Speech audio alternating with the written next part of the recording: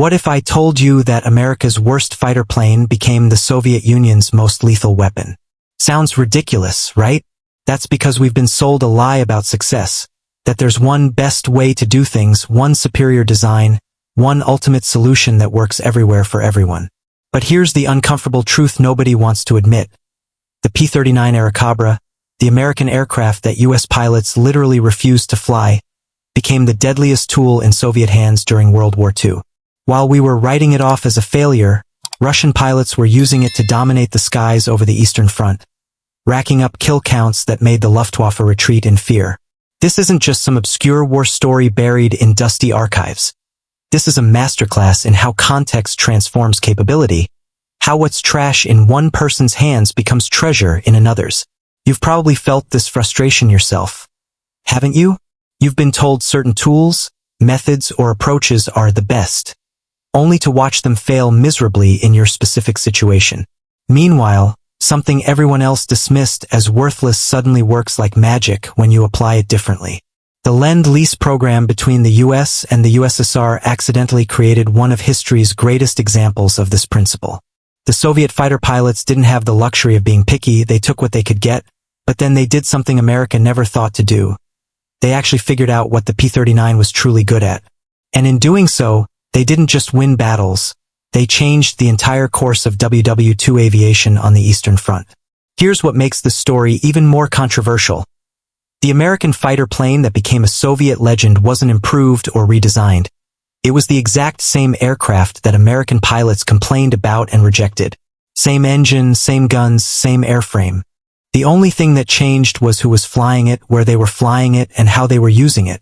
Alexander Pokrishkin became the USSR Air Force's second highest scoring ace of the entire war, flying this inferior American aircraft, shooting down 59 confirmed enemy planes. German pilots developed specific tactics just to avoid fighting P-39s at low altitude because Soviet weapons in the form of Airacobras were decimating them. While America moved on to better fighters, the Soviets were specifically requesting more P-39s through the Lend-Lease program, turning down other options because they'd discovered something we'd completely missed. By the end of this deep dive into World War II history, you're going to understand exactly why the P-39 Airacobra failed in American hands but dominated in Soviet service. More importantly, you're going to learn a principle that applies to everything: business, relationships, personal development, whatever challenge you're facing. The principle is this: there are no universally superior solutions, only solutions that are superior in specific contexts. Russian pilots on the Eastern Front proved this at 15,000 feet, traveling at 350 miles per hour while dodging German bullets. You're about to discover how an unexpected gift became a deadly weapon, how cultural differences created military dominance, and how the worst can become the best when everything aligns perfectly. This is the untold story of the US plane that became the Soviet Union's deadliest weapon, and the lessons it teaches are as relevant today as they were in 1943. You know, there's something almost poetic about how history's deadliest weapons don't always come from the hands that designed them. Picture this: it's the early 1940s and the world's being torn apart by World War II. The Soviet Union's bleeding on the Eastern Front, their air force getting hammered by the Luftwaffe's relentless attacks. And then, out of nowhere, an American plane shows up at their doorstep like an unexpected birthday present. The P-39 Airacobra wasn't supposed to be a game-changer for the USSR Air Force. Honestly, most American pilots didn't even want the darn thing. Here's where it gets interesting, though. The Lend-Lease program wasn't just about charity or friendship. It was pure strategic calculation. President Roosevelt and his advisors knew that keeping the Soviets in the fight meant Hitler would have to split his forces. It's like when you're playing chess and you create a second front to divide your opponent's attention. The US plane shipments to the Soviet Union were that strategic distraction, but wrapped in the language of Allied cooperation. Nobody in Washington could have predicted that this American aircraft would become the stuff of legend thousands of miles away in Russian hands. The P-39 Airacobra was, let's be honest, a bit of an oddball in American aviation circles.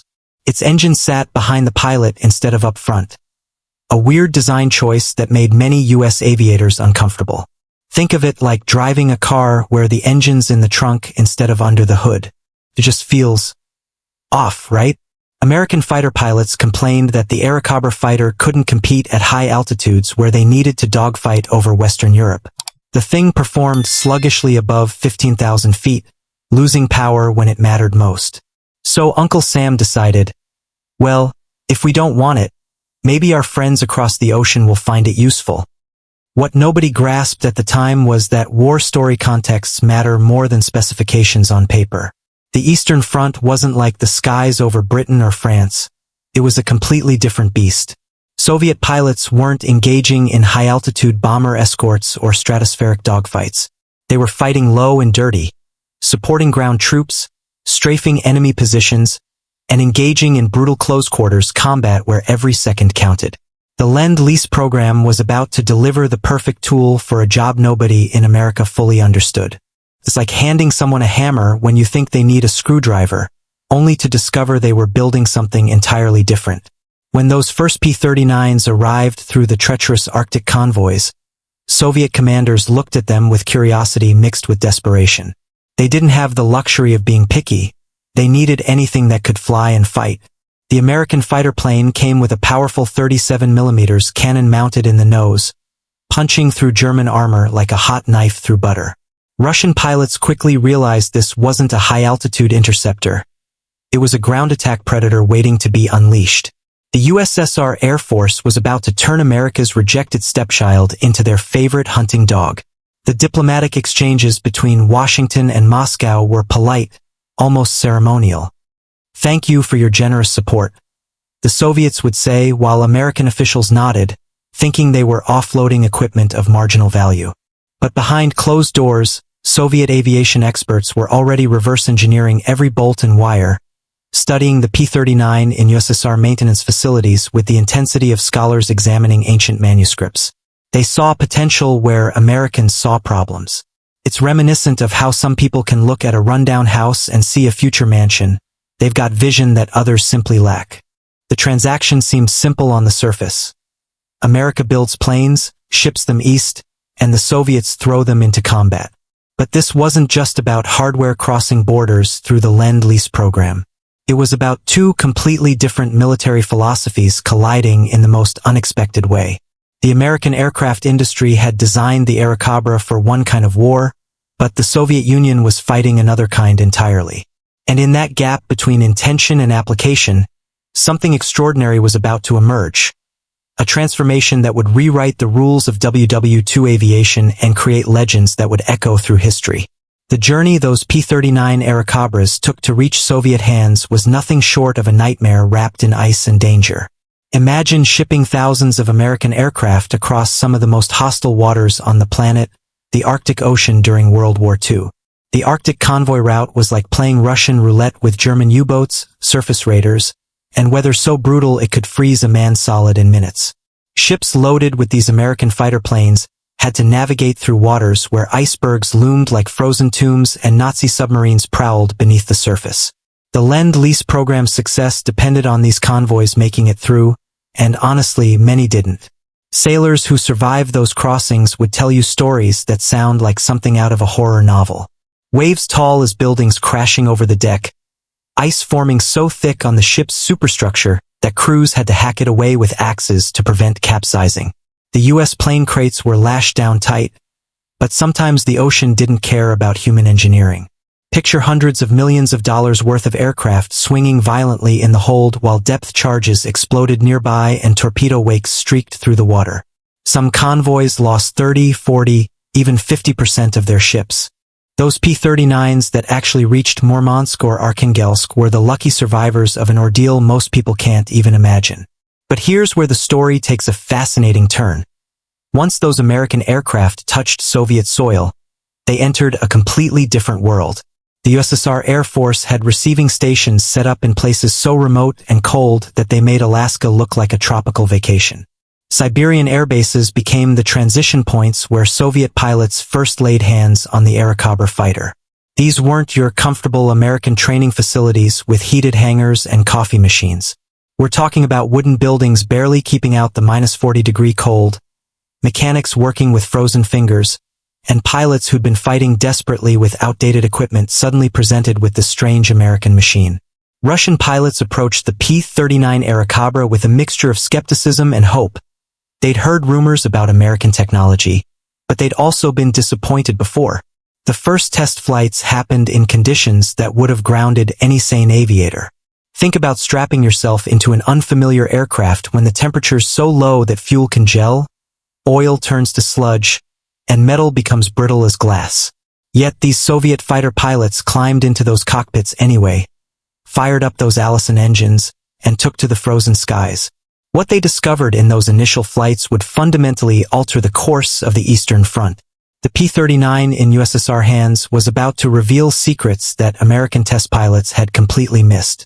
The Airacobra's quirks, that rear-mounted engine, the tricycle landing gear, the car door entry, all the things that made US pilots uncomfortable actually worked beautifully in Soviet hands. Russian aviators discovered that the weight distribution made the plane incredibly stable during low-altitude strafing runs. That 37mm cannon, which Americans had considered interesting but not essential, became an absolute monster against German tanks and fortifications. Soviet pilots found they could come in low and fast, hammer enemy positions with devastating accuracy, and be gone before the Luftwaffe knew what hit them. It's like discovering that the tool everyone else rejected was actually perfect for your specific job. You just needed to use it differently. Training programs sprang up across the Soviet Union as more American fighter planes arrived through the Lend-Lease program. Veteran pilots who'd mastered the P-39 became instructors, teaching newcomers the Airacobra's sweet spots and deadly capabilities. They developed tactics specifically tailored to the Eastern Front's brutal reality. Tactics that would have seemed insane to American or British aviators. For example, Soviet fighter aces learned to use the P-39's acceleration in shallow dives to bounce German fighters that were climbing for altitude. They discovered that below 12,000 feet, this American aircraft could outturn, outgun, and outfight almost anything the Luftwaffe threw at them. The WW2 aviation textbooks being written in the West didn't account for what was happening in the East. As winter turned to spring and more P-39s poured into Soviet airbases, something remarkable began crystallizing in the minds of Russian pilots and commanders. This wasn't just another Lend-Lease aircraft to be used and discarded. This was their weapon, perfectly suited to their war. The USSR Air Force started requesting more Airacobras specifically, turning down other American aircraft types in favor of the plane that everyone back in the States had written off. Maintenance crews learned every inch of the machine, modifying and adapting it to perform even better in the harsh conditions. And in the ready rooms and briefing halls, pilots began sharing stories of impossible victories and near-miraculous escapes. Stories that hinted at the legends that were about to be born. The Battle of Stalingrad was hell on earth, and above that inferno, the P-39 Airacobra found its true calling. Soviet pilots started racking up kills at a rate that made Western intelligence officers double-check their reports. Surely the numbers were exaggerated, right? But they weren't. The American plane that couldn't cut it in the Pacific or European theaters was absolutely dominating the Eastern Front skies. Russian pilots were using the Airacobra fighter to shoot down Messerschmitts, Focke-Wulfs, and Stukas like they were swatting flies. The Soviet Union had taken this rejected American aircraft and discovered something profound. Context transforms capability. What's useless in one situation becomes unstoppable in another. Here's what separated Soviet fighter tactics from everyone else. They weren't trying to fight the war America or Britain was fighting. While US pilots complained about the P-39's poor high-altitude performance, Russian aviators were asking, who cares about high altitude when the real war's happening at treetop level? The Eastern Front was about close air support, ground attack, and furious low-altitude dogfights where maneuverability and firepower mattered more than ceiling height. Think of it like comparing a sports car to a monster truck. Both are vehicles, but you wouldn't judge them on the same race course. The USSR Air Force had found the perfect race course for their particular machine. At Kursk, the largest tank battle in human history, P-39s swarmed the skies like angry hornets protecting their nest. That massive 37mm cannon wasn't just punching holes in aircraft, it was obliterating German tanks from above. Soviet pilots would dive on panzer columns, that big gun barking death, and watch enemy armor literally explode beneath them. American engineers had designed that cannon thinking it might be useful. Russian pilots proved it was absolutely devastating. If you've ever seen what a .50 caliber round does to a target, multiply that destructive power by 5 and imagine it coming from the sky. That's what German tank crews faced when Soviet fighter pilots in P-39s came hunting. The learning curve was steep, but Soviet aviators climbed it with desperate determination. They discovered that the P-39 in USSR service needed specific handling. You couldn't just fly it like a yak or a lag. The tricycle landing gear meant different touchdown techniques. The mid-engine placement meant different weight distribution in turns. The car door entry meant faster scrambles when enemy bombers appeared on radar. Russian pilots documented every quirk, every advantage, every deadly trick the American fighter plane could perform. They created training manuals that were more detailed than what Bell Aircraft had provided, filled with real combat experience rather than theoretical engineering. It's like the difference between reading a cookbook and actually working in a professional kitchen. Theory versus battle-tested reality. What made the transformation even more remarkable was how Soviet mechanics adapted the Airacobra fighter to survive conditions that would have grounded it anywhere else. They modified oil systems to work in Siberian cold. They reinforced landing gear for rougher Soviet airfields.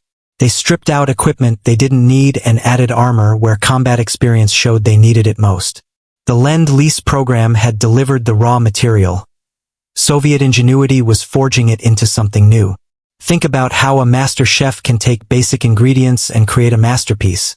That's what was happening with these American aircraft in Russian hands. The plane was the same, but the application was revolutionary. Word spread through Soviet air units like wildfire. The P-39 Airacobra was the real deal. Pilots who'd been flying outdated I-16s or struggling with temperamental Lag-3s suddenly had a weapon that could actually win fights. The psychological boost was enormous. Finally, Soviet fighter pilots had equipment that could match or exceed what the Luftwaffe was flying. Morale skyrocketed. Kill ratios started favoring the Soviets. German pilots who'd enjoyed air superiority found themselves being hunted by an enemy they'd previously dominated. The WW2 aviation balance was shifting, and nobody in the West fully grasped what was happening. The war story being written in the East was completely different from the narrative everyone else was following. By mid-1943, the P-39 had become the Soviet Union's primary fighter aircraft on crucial sectors of the Eastern Front. More than half of all Lend-Lease aircraft sent to the USSR were Airacobras. Not because America was pushing them, but because Soviet commanders were specifically requesting them. The American fighter plane had found its perfect home, its ideal war, its destined pilots. And in the ready rooms of Soviet air regiments, young pilots looked up to the aces who were mastering this machine, dreaming of the day they too would climb into that cockpit and add their names to the growing legend. Some of those dreamers would become more than just good pilots. They'd become legends themselves, their names forever linked to the American aircraft that became a Soviet weapon. Alexander Pokrushkin wasn't just a pilot. He was an artist whose canvas was the sky and whose brush was a P-39 Airacobra. When you study World War II history, certain names jump off the page like lightning strikes, and Pokrushkin's is one of them.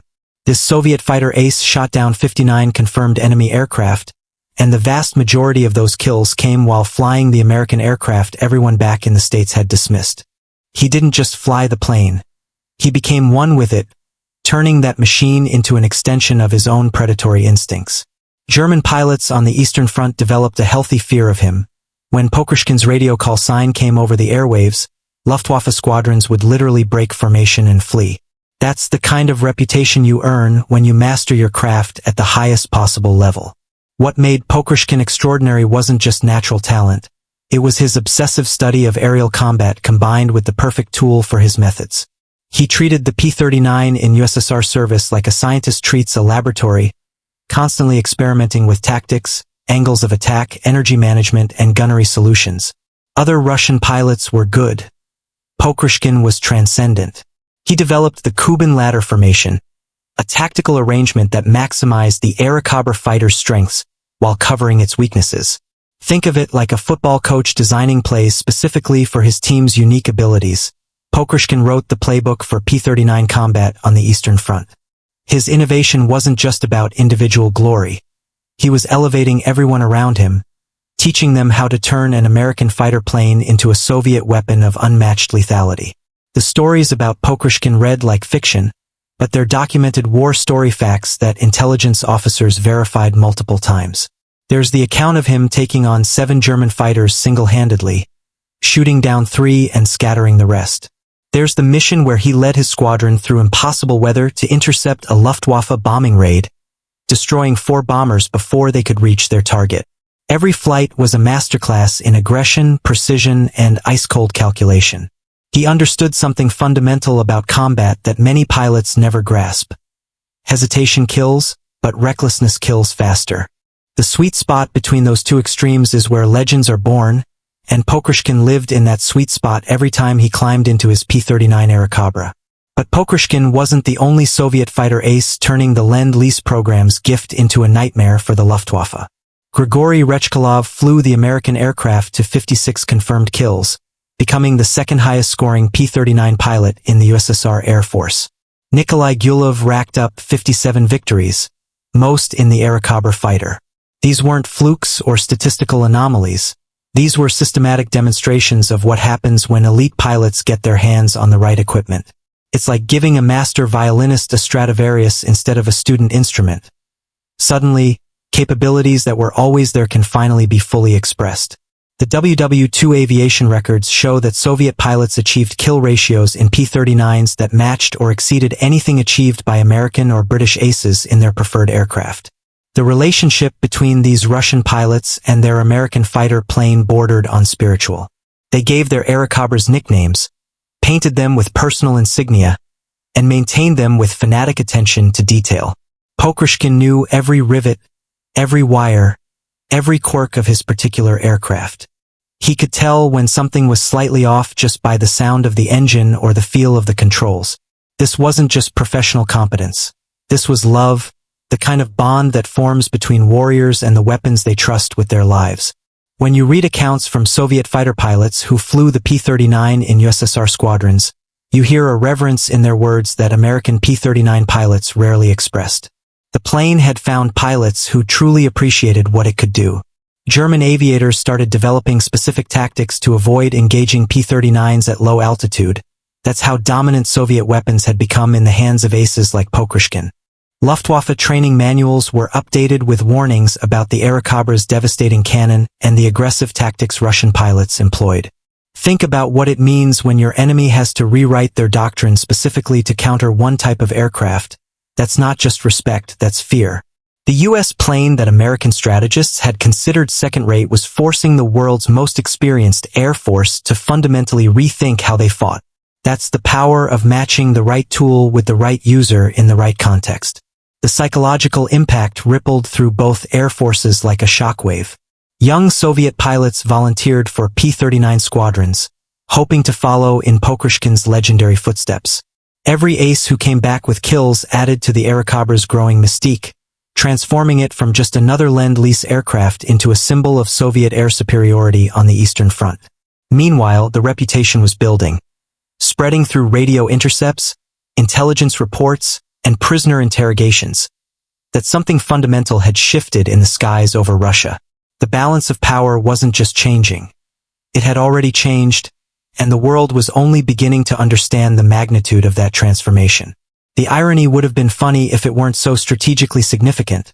While American squadrons were literally refusing to fly the P-39 Airacobra, Soviet regiments were begging for more of them through the Lend-Lease program.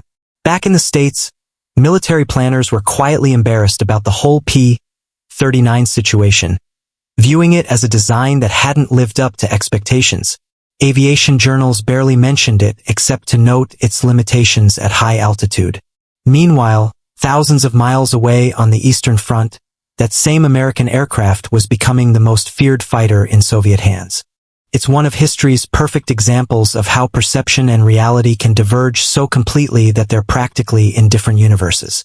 What one culture rejects, another transforms into greatness.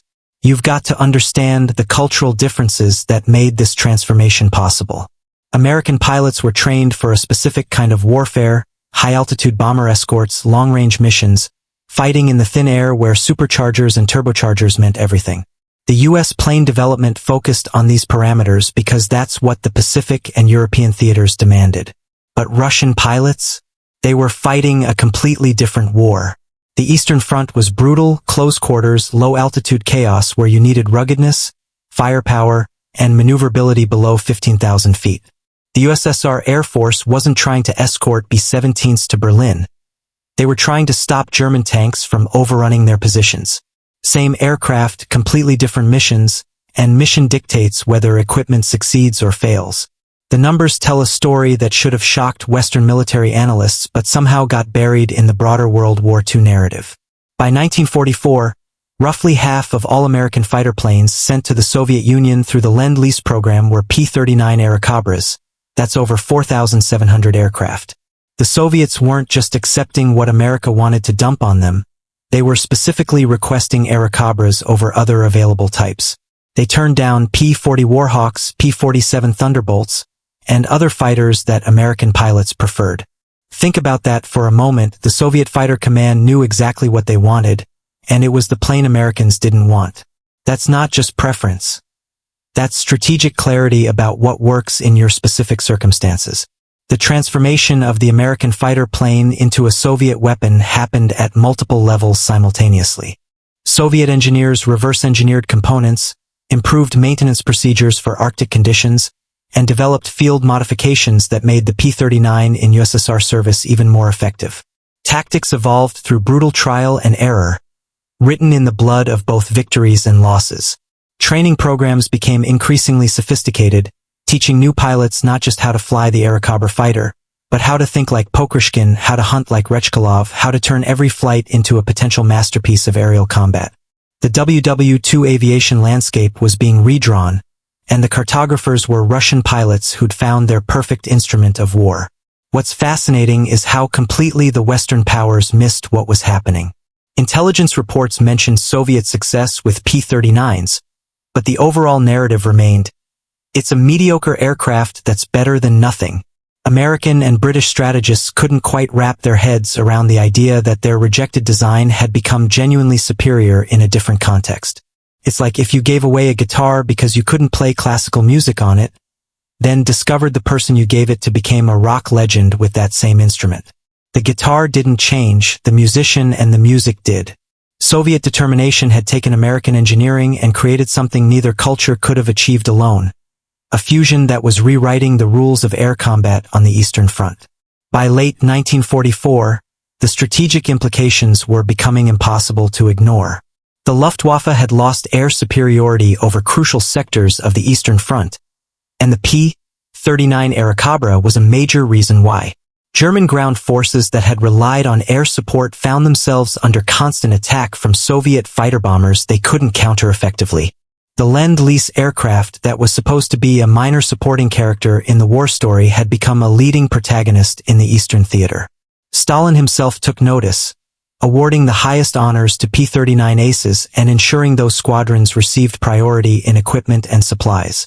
When the Soviet leader pays attention to a specific weapon system, it's made a real impact. The reversal of power in the skies wasn't just about one aircraft type. It symbolized a larger shift in how the war was going. The Soviet Union, which had been on the defensive and bleeding desperately in 1941 and 1942, was now pushing westward with growing momentum. Their air force, once outmatched and outgunned, now contested every inch of sky with ferocity and increasingly sophisticated tactics. The American aircraft that nobody wanted had become the symbol of Soviet resurgence, proof that sometimes the greatest weapons aren't the ones everyone celebrates, but the ones that perfectly match the hand that wields them and the battle that needs fighting. And as the war ground toward its conclusion, the legacy of this unexpected partnership was only beginning to take shape. When the guns finally fell silent in May 1945, the P-39 Airacobra had been transformed from an aviation footnote into a legend carved in steel and victory.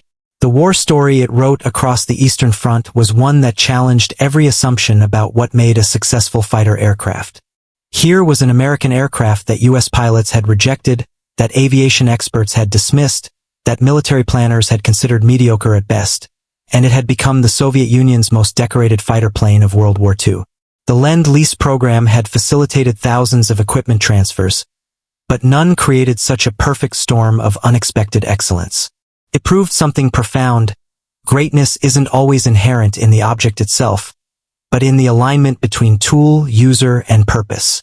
The statistical legacy alone demands respect and careful study. Soviet fighter aces flying P-39s accounted for more enemy aircraft destroyed than any other Allied fighter type on the Eastern Front. Think about that. More than Soviet-designed Yaks, more than Lags, more than any British aircraft sent east. The USSR Air Force produced more aces in Airacobras than in any other plane, with dozens of pilots achieving over 20 kills in the American fighter plane. If you're a student of military history or aviation, this is the kind of counterintuitive result that should make you question everything you thought you knew about equipment evaluation. The P-39 in USSR hands achieved what it never could in American service, not because the plane changed, but because everything around it aligned perfectly. Post-war, the relationship between the Soviet Union and the United States deteriorated into the Cold War's frozen hostility, but the P-39's legacy remained complicated and fascinating. Soviet pilots who'd flown Airacobras spoke of them with genuine affection even decades later, calling them reliable, deadly, and perfectly suited to the war they'd fought. Russian aviation museums preserve P-39s with the same reverence Americans reserve for P-51 Mustangs or B-17 Flying Fortresses. Pokrishkin's personal aircraft sits in a place of honor, a testament to the improbable partnership between American engineering and Soviet determination. These weren't just Lend-Lease aircraft that served a purpose and were forgotten. They became part of Soviet military identity, proof that they could compete with and defeat the best the Axis powers could field. The paradox cuts deeper when you consider what the P-39 Airacobra represented philosophically. It was born from American innovation, designed by American engineers, built by American workers, and funded by American capital.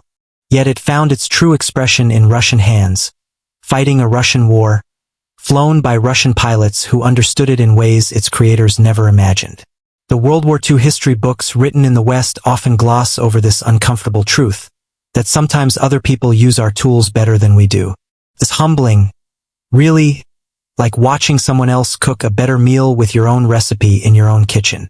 The US plane became a Soviet weapon not through theft or espionage, but through the simple act of recognizing potential that the original owner had overlooked. American aircraft designers eventually learned valuable lessons from the P-39's unexpected success, though those lessons took time to sink in.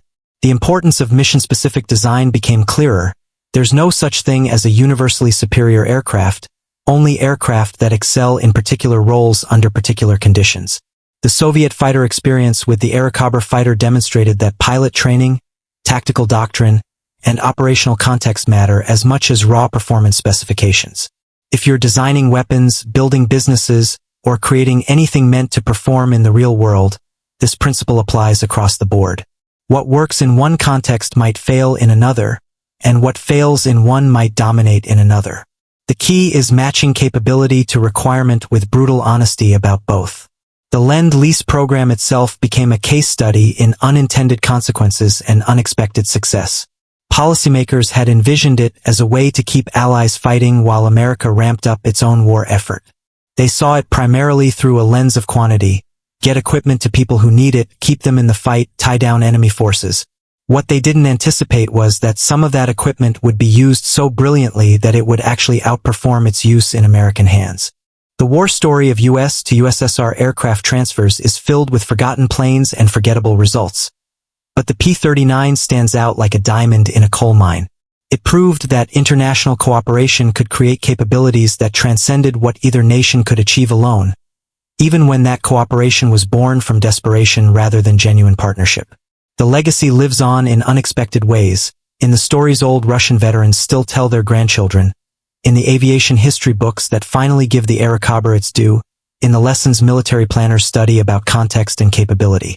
The American fighter plane that became a Soviet legend sits at the intersection of engineering, culture, strategy, and sheer human determination.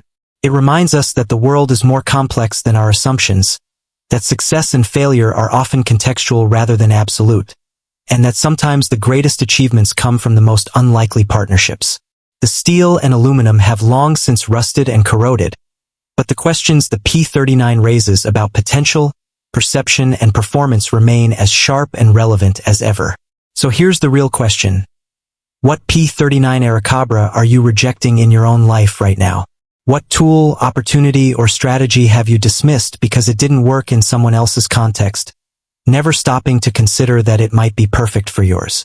The Soviet fighter pilots didn't wait for permission to be great. They took what they had and made it legendary. You've got the knowledge now.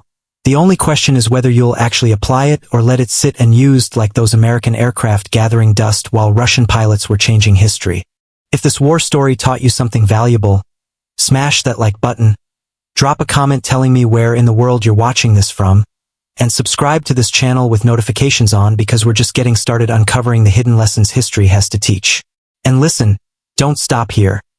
Click that video in the card above this one right now because what you're about to discover next will blow your mind just as much as what you just learned.